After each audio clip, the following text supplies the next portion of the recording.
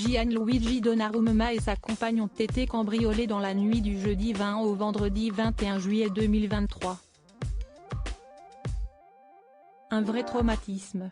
Une enquête a été ouverte. Le gardien du PSG s'est confié sur cette agression aux médias italiens libéraux. Les cambriolages font rage dans la capitale. Peu après le décès de Jane Birkin, une tentative d'intrusion a eu lieu à son domicile parisien.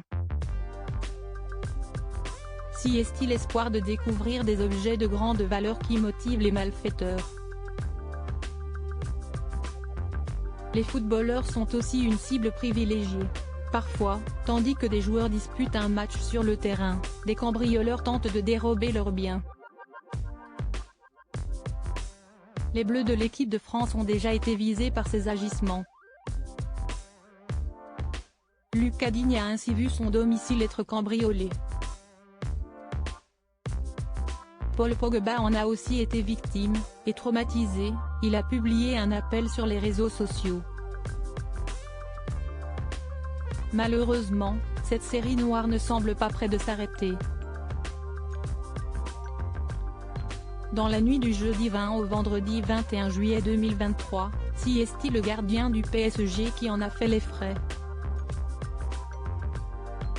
Gianluigi Donnarumma et sa compagne ont été cambriolés et agressés à leur domicile. Gianluigi Donnarumma explique avoir eu peur pour sa compagne. Le couple a rapidement été conduit à l'hôpital après les faits. Le montant du butin des malfaiteurs a été dévoilé et une enquête est ouverte. Juste après l'agression, Gianluigi Donnarumma et sa compagne ont pu trouver refuge à l'hôtel. Si est-il aux médias italiens libéraux qu'il a partagé son traumatisme. Trouver subitement des gens chez soi à 3 h du matin, je pense que c'est le pire sentiment possible. Il a alors fait le récit glaçant de cette nuit. J'ai été immobilisé et Alessia, Elefante, sa compagne, N. DLR, a été obligée de donner tout ce que nous avions de précieux. Les images restent encore très nettes dans l'esprit du joueur. J'avais très peur pour Alessia, qu'il lui arrive quelque chose.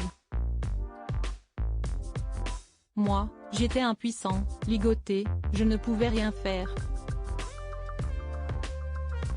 En plus, je ne maîtrise pas totalement le français, donc c'était difficile d'expliquer à ces personnes où se trouvaient les affaires, explique-t-il.